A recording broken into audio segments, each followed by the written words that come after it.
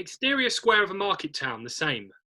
Albert turns into the square just in time to see Nicholls and Ted shake hands. Their business is concluded. Thank you.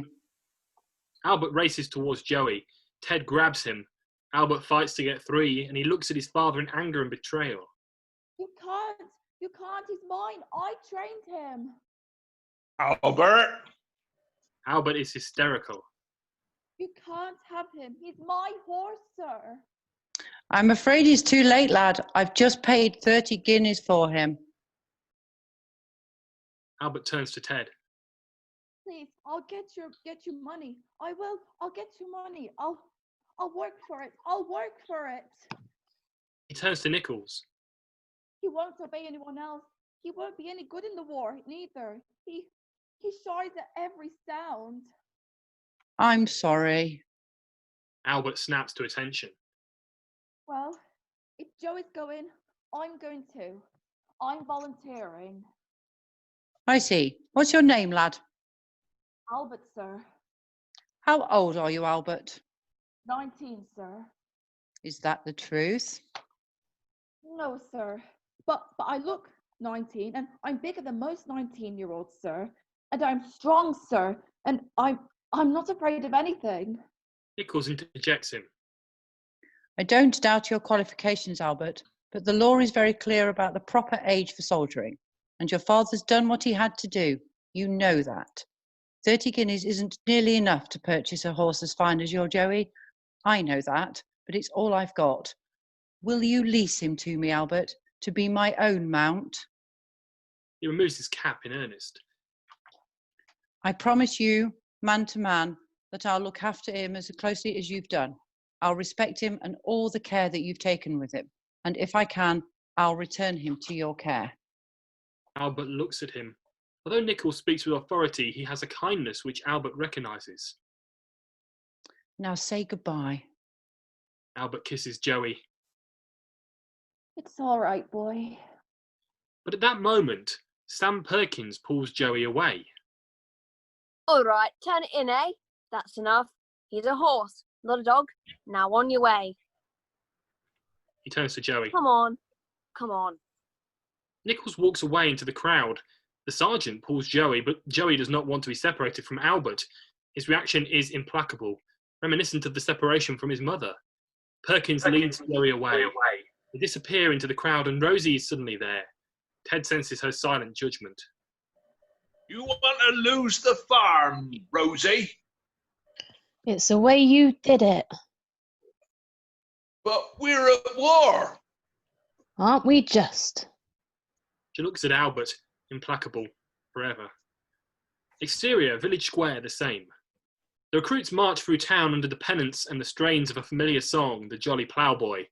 It's a song that they all know, which means a lot to them. Full of soul, a song of the harvest or a Celtic hymn, something relating specifically to the lives that they have lived together.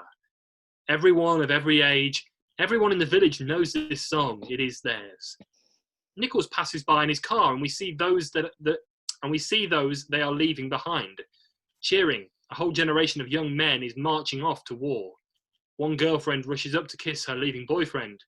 Albert watches Joey, then remembers the campaign pennant dangling from his pocket. He runs up to Joey. Joey! And he tucks the pennant into Joey's halter. Here now, I've told you. Sling your hook. But Nicholls intervenes from his car. Let him be, Perkins. This isn't the end. This isn't the end, my brother. I, Albert Narracot, solemnly swear that we will be together again. Wherever you are, I will find you, and I will bring you home. And then they are past him. They're leaving him behind. As Perkins leads Joey across a stone bridge, Albert watches from the bank of the stream. Joey balks one last time. Whoa, steady. Steady now. Come on, walk on. Walk on now. Come on. Then Perkins leads him away, leaving Albert behind. The very last recruits leave the village, leaving the debris of the army's visit strewn across the square, like the debris of the party that you're already beginning to regret. Interior of the army stables, the same. Joey is handed off to a groom. Joey is amazed by the scale of the building. Each horse has a large stall and is being tended to assiduously. Joey looks around at the hundreds of men and horses all around him and panics. Whoa, whoa, easy, easy. He bucks, throwing the groom to the ground, and he gallops away. But then Perkins cuts him off, grabs his halter and jerks him back to attention. Whoa, whoa, whoa, Joey! Stop mucking about! You're in the army! Now, son. He pushes him to his stall, next to Major Stewart's horse, a magnificent black stallion, Topthorn. Good boy. Good boy. Steady. Steady. Easy. Relax. Easy, easy. Back up. Joey rears up in his stall. Joey, meet Topthorn. Topthorn, this is Joey. Sort out who's charged between two of you, right? If you want to fight, you get it over with. Because once we're over there, you're going to need everything you've got for the Fritz.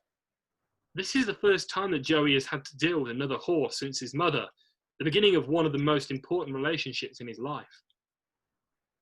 Gently, Perkins. I don't want to sour him. Nicholls passes his gloves and crop hat to the boy, who is there to assist him. There'll be nothing gentle about the war, sir. And there'll be nothing gentle about this one either. I understand that, Sergeant, but I want him fit and shining. He's my horse. Sir? Nicholls is joined by his friend, Lieutenant Charlie Waverly. He is sweet and friendly, upper class but completely benign. In daylight at me. Who? Perkins, glad he's on our side. They're both joined by a tall, confident officer, Major Jamie Stewart. He sizes up Joey. Not bad at all. Still not a patch on my Topthorn. I wouldn't be so sure. I think he's got potential. He's certainly got the bit between his teeth.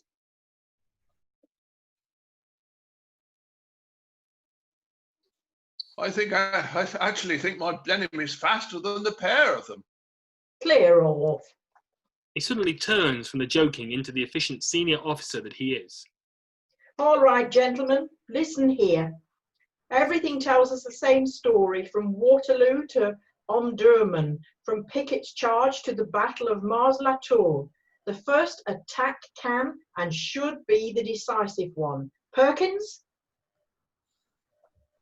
Yes, sir? No excuses, no mistakes. Every horse groomed and fit for presentation. I want a full practice charge tomorrow. Sir. They leave. Exterior of Salisbury Plain, day. The whole regiment is gathered. Everybody is in their ceremonial uniform. It all has a feeling of the changing of the guard rather than anything related to the real battle. The day is hot. The plains are quiet and beautiful. The gathering is huge, and there's real sense of pride and anticipation. Captain Nicholls, resplendent in full uniform, rides Joey out over the vast expanse of the plain. Both Nicholls and Joey are dressed up in something like that from the last century, out of the Boer War, even the charge of a light brigade. Nicholls is proud and confident. They gather before hundreds of men and horses all lined up to be inspected. Charlie joins them, looking pretty good on Blenheim. Finally, Nicholls and Charlie reach Stewart and Topthorn, waiting in position. Thought you two had bottled out. As if. Nicholls All looks right, then. intolerantly. All right then, let's see what you two jokers are made of, shall we? This is what quiet confidence looks like. I'll wait for you two at the Duke of York. Nicholls and Stewart and Charlie prepare themselves for the charge. Joey and Topthorn size up one another. Over to you, Captain Nicholls. Topthorn bristles at Joey. Everyone is highly charged. The competition between Stewart and Nicholls seems to have been absorbed between the two horses. Topthorn and Joey square up for the practice charge like two athletes before a race. Draw swords! Nicholls raises his sword. It glints in the summer air. It seems to hang there forever. Every man follows suit. So we glance at each other, ready to charge. Give. Point. Every sword is pointed directly ahead at arm's length. Charge! Got it now. A The roar. roar goes up from the men and the deafening pounding of hooves breaks the silence. The huge line of horses start running straight ahead of them. Joey and Topthorn run off at top speed. Dust and earth rise up behind them. Bugles and the deafening thunder of hooves, it is exhilarating. We see the scale of the operation, and we enjoy the speed and the splendour of the mass of men and horses. The soldiers all shout in glee and excitement. Each man pushes the horse to outrun those around him. Nicholls and Stewart seem locked in mortal combat. Nicholls smiles at Stewart confidently. Topthorne starts to pull away, ahead of all the other horses in the line, and Nicholls pushes Joey on. Topthorne seems too strong, but Joey will never catch them. Nicholls is determined not to be beaten. Come on, Joey. I know you've got it. Come on, boy. Come on. He pushes Joey on. Joey digs in and finds hidden strength and speed. He starts to catch up with Topthorne and draws alongside. Nicholls and Stewart exchange tense looks. Come on, boy. Stewart is amazed and pushes Topthorne harder. Now both riders are going at their top speed. They are neck and neck. They fight for every inch of advantage, every fibre of their being invested in this race. Nicholls pushes Joey on and Joey pulls away. Joey inches forward till he is almost a length ahead of Topthorne. The effort is enormous. Nicholls looks back at Stewart very happy. Stewart's frustration shows he knows he's been beaten. Then suddenly the race is over. Nicholls spares a ring decorated with blue ribbon and pulls Joey to a halt. They have crossed the enemy line. Nicholls is ecstatic. Topthorne comes to Joey's side. Whoa, whoa. Nicholls laughs, grinning. Nice of you to turn up. The horses are nose to nose, snorting. We sense the heat, the exertion. Topthorne and Joey are brought together by the effort. We sense Topthorne's newly minted respect for Joey, and Joey is no soft touch. He slightly holds his head up in victory, letting Topthorne know that he knows he has won. The other horses come charging in. There's a real sense of achievement and congratulation amongst the regiment. He's got speed, I'll give him that. But has he got stamina? He has everything. The two men enjoy the moment of rivalry and exhilaration of it all. The two horses face to face rub against each other for the first time. A bond has been formed. Interior officer's study, day. Stewart enters. A phonograph plays Roses of Picardy. The walls are decorated with etchings of famous battles and a large map of Western Europe that depicts how the English troops are crossing the Channel to confront the Germans near Belgium. Nicholls is writing a letter, though actually at the moment he's making a little pencil drawing of Joey to enclose with it. What are you up to? I'm writing a letter. With a picture in it? It's to the boy who owned Joey. I want to show him how wonderful he's looking. Before we take him away across the Channel to face 1,000,000 German guns? Yes, before that. 4 a.m. start tomorrow, travelling with the Dragoon Guards and the Royals. Transport detachment, they'll need to be at the docks at 5 a.m. Check all kit, battle orders, no polishing, buttons, helmet buckles, stirrup irons, let them all go dull. I want nothing to flash in the sun and give us away. Of course. As Stewart leaves, he passes Charlie and he casually acknowledges him. Charlie? Jamie? Charlie? Charlie checks his new cap in the mirror. What do you think of the cap? He shows the bright red lining to Nicholls. Silk lining. I quite like it. Oh, sorry, wrong one. Silk lining. I quite like it. I'm not sure it's going to make a lot of difference to the Germans. Oh, I don't know about that. Think about it. You're a boss, just working out which of two chaps to shoot, and you thought, good Lord, one of them really is wearing a very stylish cap indeed.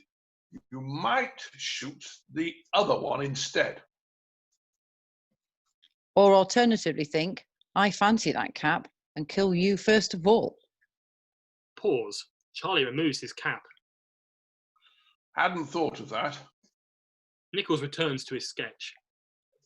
The exterior of a dirt road in France. 300 horses and their charges in a slow march in the middle of the most pristine French countryside. Title, France, 1914. Queverchain. Exterior, road, day. Nicholls and Stewart and Charlie ride on a smooth road past a series of posts screened with cloth. They're silhouetted against the setting sun. Exterior, road, day. The regiment are tense and nervous as they gingerly make their way along the country road. Topthorne and Joey sense the grim change of atmosphere. Exterior, woodland above a plain, day. They are in woodland above a plain stretching for miles. A small table has been taken out for Stewart and the officers. Sergeant Major Singh, a turbaned Indian with a magnificent moustache, is dressed in a ceremonial garb.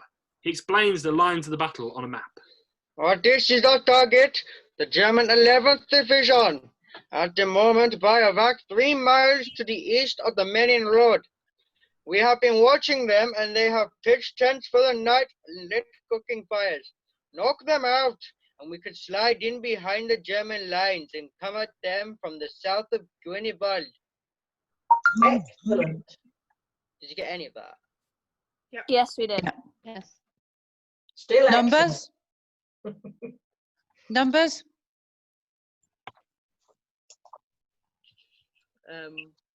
Sam? About 600 infantry. Twice our size. In regiments of horse and men, the advantage is ours. And we have supplies on our side, but sooner we move, the better. We have no assurance they'll still be there tomorrow morning.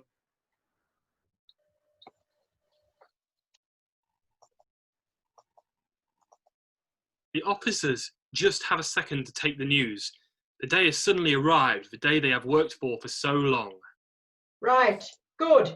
So today it is. Charlie, tell the men. Salisbury formation? Salisbury formation. We'll charge through them and secure the ground behind. The grass to the left is taller than what we are. It's perfect cover. Excellent work, Sergeant Major. Time spent on reconnaissance is really wasted.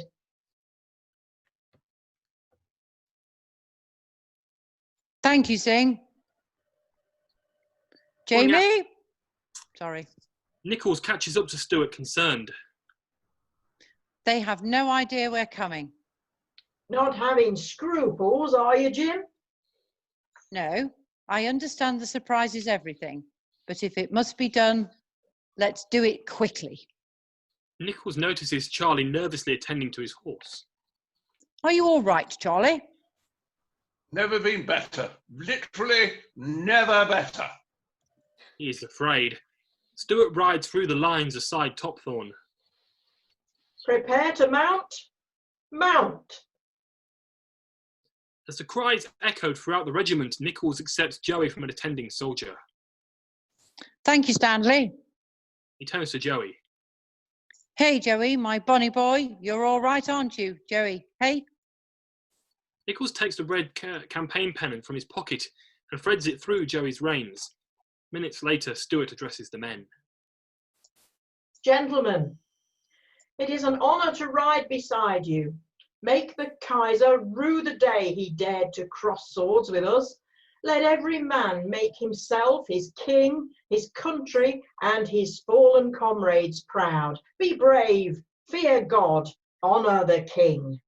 Fear God, honour the king. Oh, the king. Exterior, overgrown cornfields, day. We cut to an elegant field of tall grass waving in the gentle breeze. Then suddenly 300 men seem to rise out of it. They are in fact our soldiers mounting their horses, but the horses are invisible in the height of the grass. Stewart gives a signal and we see the intense anticipation on his face. He takes out his sabre. Draw swords.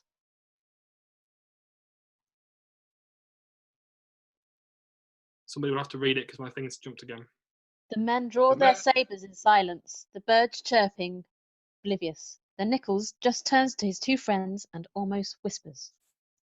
Good luck, my friends. He pats Joey's side and then. Forward to walk. Walk. March. The regiment begins moving through the field. Forward to canter. Canter. March. The men start to float over the grass, swept along by their horses, until suddenly they emerge from the tall grass, the immense power of the galloping horses. Silence explodes into a violent crashing of hooves. The noise is immense. Swords are flying in the air. Hundreds of horses racing towards the German encampment. On the German side, two soldiers wake to the sound of the hoofbeats. They pull their tent flap aside to find the invincible charge coming towards them. The Germans are totally unprepared. We see them scramble back towards their tents and rush towards their guns. One man is pulling up his trousers and rushes for cover. One German drops some dirty dishes into a washpot, screaming. Cavalry! Topthorne and Joey race each other like a rerun of their practice on Salisbury Plain. The swords and uniforms glint in the sun. The German troops look terrified. Some run in panic, others prepared to stand their ground. Charge! British head in for the kill. The men scream battle cries with their sheer exhilaration. We see the horses at close quarters running with all their might. Nicholls and Stewart yell as they approach the enemy. The surprise attack is a huge success. The first row of unprepared Germans are falling. The regiment sweeps through the encampment, cutting down soldiers and driving the rest of the panic retreat to the tree line. But then we can see in the shadows of the forest behind the camp a machine gun. No, a line of machine guns, at least 20 guns sandbagged apart, the logical new modern defence of a garrison. In an instant, the fleeing Germans have manned their guns. All are now firing. The noise of the blast, bullets drown out everything else. A score of men and horses are suddenly on the ground. It happens almost so quickly that Joey and Topthorne don't realise anything's wrong, and they find themselves racing straight towards the guns. The bullets keep coming now. Suddenly half of the regiment are on the ground. Horse after horse races past the guns and into the woods. All of them are now riderless. Nicholls watches helplessly as one of the barrels swings towards him. His face goes slack as he realises he is about to die. A moment later, Joey runs on. We pan up to see he is running on, riderless. He does not realise that Nicholls is gone. The bullets whiz around his head, but still he runs directly ahead. We would always know him by the red pennant Nicholls tied on his saddle. Joey is now running through the German lines. No one bothers to attack him as the Germans concentrate their efforts on the cavalry behind him. The line of machine guns fire as one, decimating the horses and their riders. Joey leaps and dances nimbly through the German ranks, but suddenly he rears up in the confusion, surrounded by Germans. Near him, surviving English officers are hauled from their horses. Stewart wheels back around on Topthorne, sabre in hand, but he too is quickly surrounded by several Germans with their rifles trained on him. A furious German officer storms over and speaks in perfect English. What? Did you think that the garrison on open ground would go undefended? Look at yourself. Who do you think you are? I think I went French now.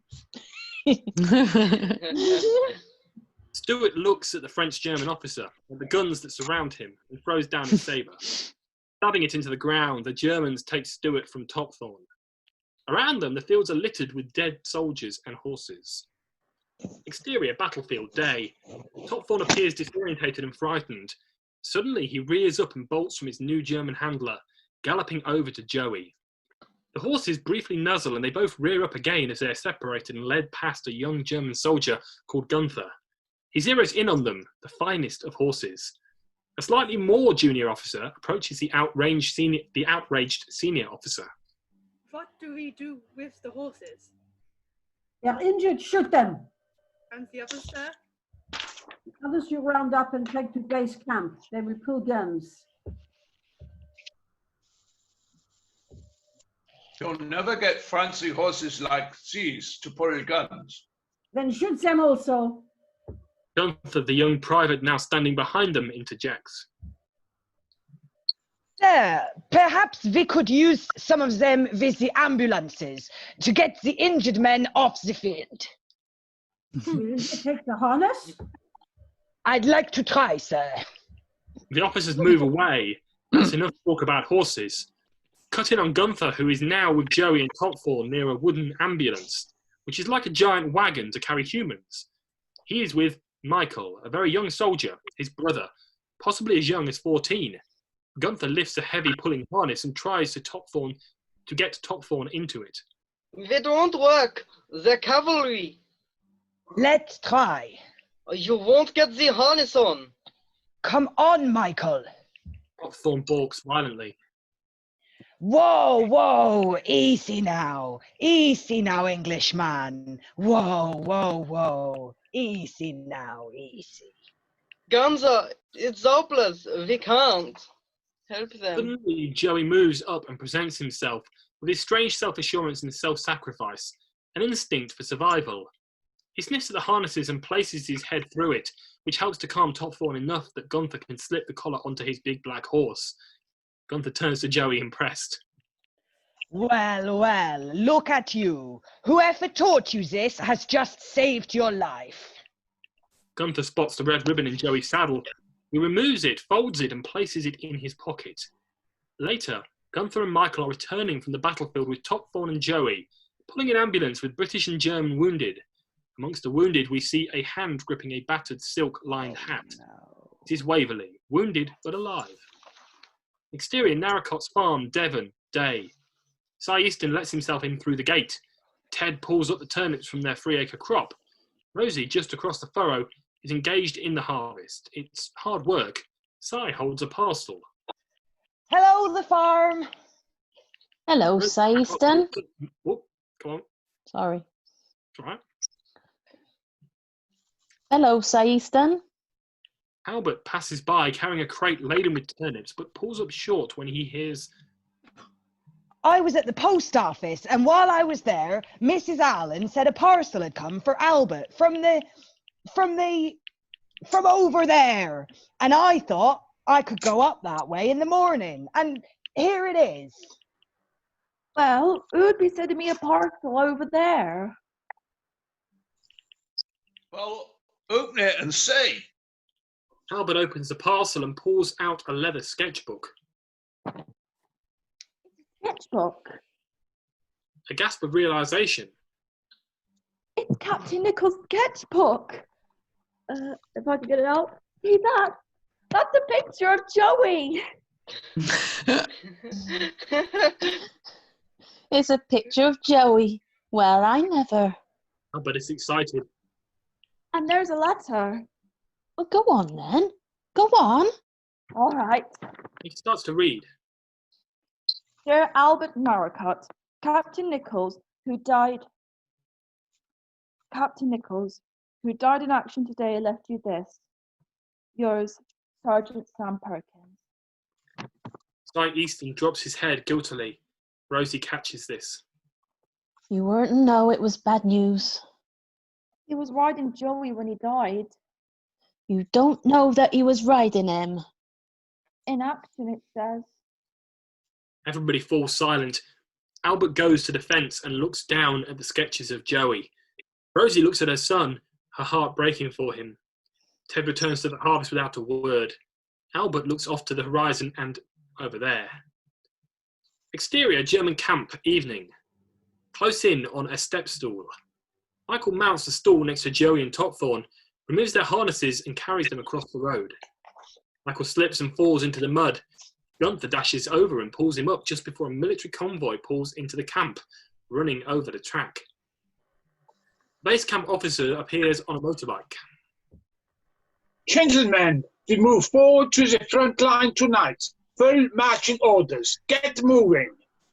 As the soldiers hop to their orders, the officer turns to... Strider! Strider! Both Michael and Gunther turn to him, but it's Gunther the officer wants to talk to. No, not you. You. Come. Gunther picks up the dropped harnesses as he approaches.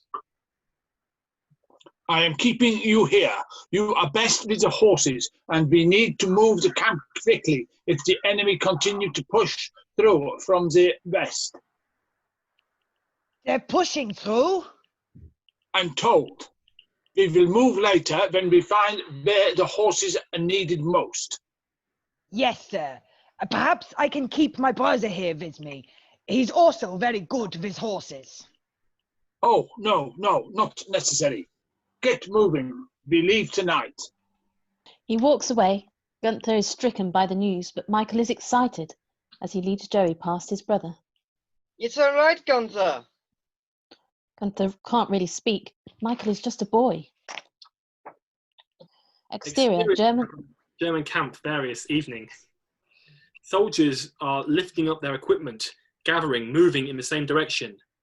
It's a quiet tent, and in there a few last soldiers are packing. And there are Gunther and Michael packing together. You are not going. I'll tell them you are only 14, that you're a boy. Father signed me in. He knew my age, and so did they. The process of packing is their way of coping with the shock. Gunther is folding one of Michael's shirts. Michael takes it back. Mother obviously never taught you how to fold a shirt. Of course she did. I just wasn't listening. But you need to listen now. I promised her. I made her a solemn promise that you would be safe with me. With me, Michael. He leans in close to Michael, talking in almost a whisper. They'll never make a head count. There are too many of us. You can stay here, slip underneath the bed until they move out. Then what?